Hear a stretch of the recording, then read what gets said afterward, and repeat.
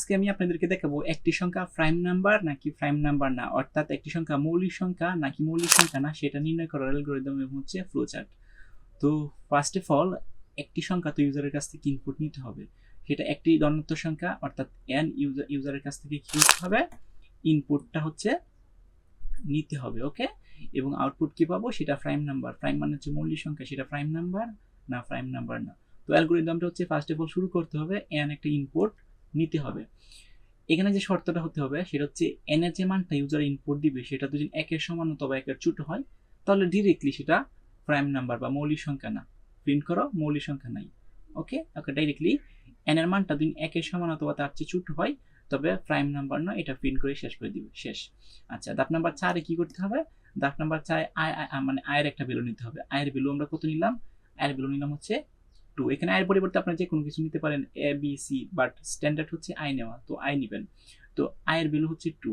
এখন এখানে যে শর্তটা আপনার লিখতে হবে সেটা হচ্ছে যতক্ষণ পর্যন্ত আয়ের সাথে আই গুণ করতে হবে।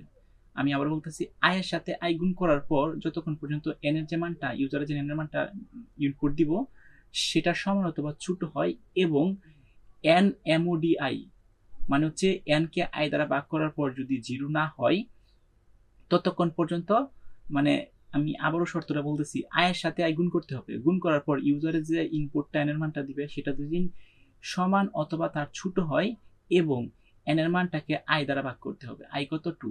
তাহলে এন এর মানটাকে আই দ্বারা ভাগ করার পর নট ইকুয়াল টু 0, যদি 0 না হয় ততক্ষণ ধাপ 6 এবং 7 পুনরাবৃত্তি করবে। অর্থাৎ 6 এবং 7 এটা কি করবে, লুপ মানে ঘুরবে, এভাবে ঘুরবে, লুপের মতন আর কি ঘুরবে। 6 এর মধ্যে কি ঘুরবে, আয়ের মানের সাথে এক প্রত্যেকবার কি হবে, যোগ হবে। এবং হচ্ছে 7 নম্বরে হচ্ছে উপরের শর্ত মিথ্যা হলে ধাপ 8 চলে যাবে। এই শর্তটা যদি মিথ্যা হয় তাহলে ধাপ কোথায় আসবে, 8 চলে আসবে।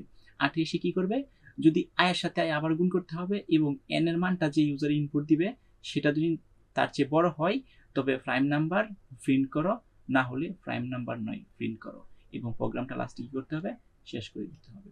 ফ্লোচার্ট কি, ফ্লোচার্ট হচ্ছে প্রথম শুরু, এন হচ্ছে ইনপুট নিতে হবে এবং এন এর মানটা কি হবে, এন এর মানটা যদি একের সমান অথবা তার চেয়ে ছোট হয় তাহলে ডিরেক্টলি প্রিন্ট করে দিবে প্রিন্ট মানে প্রিন্ট প্রাইম নাম্বার নয় এবং প্রোগ্রামটাকে ক্লোজ করে দিবে, মানে শেষ করে দিবে। আর যদি এন এর মান প্রথমে কি করতে হবে, 2 নিতে হবে।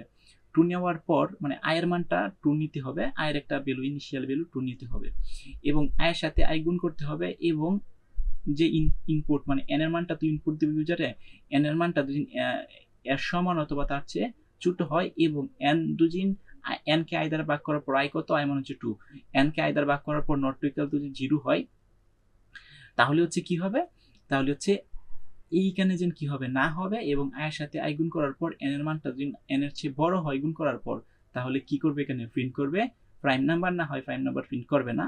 এবং এইখানে যে ঘটনাটা ঘটবে এখানে কিন্তু প্রত্যেকবার আয়ের মানের সাথে কিন্তু 1 যোগ হবে। দেখেন, আই গুণন আই এবং এন এর মানের সমান অথবা তার চেয়ে ছোট হয় এবং এন এম ডি আই মানে হচ্ছে ভাগ আই দ্বারা, আই কত এখানে 2, নট ইকুয়াল টু 0 হলে এবং আয়ের সাথে এক প্রত্যেকবার কি হবে, এক যুগ হয়ে কিন্তু আবার এখানে চলে যাবে। ওকে, সো এইভাবে কিন্তু প্রোগ্রামটা রান হবে। রান হওয়ার পর এখানে আসার পর আয়ের সাথে আই গুণ করার পর যদি ইউজারে যে ভ্যালুটা দিবে এন এর মানটা, এটা যদি এন এর চেয়ে মানে ভ্যালুর চেয়ে বড় হয় তাহলে প্রিন্ট করো প্রাইম নাম্বার, আর না হয় সেটা প্রাইম নাম্বার না এবং প্রোগ্রামটাকে এখানে ক্লোজ করে দিবে।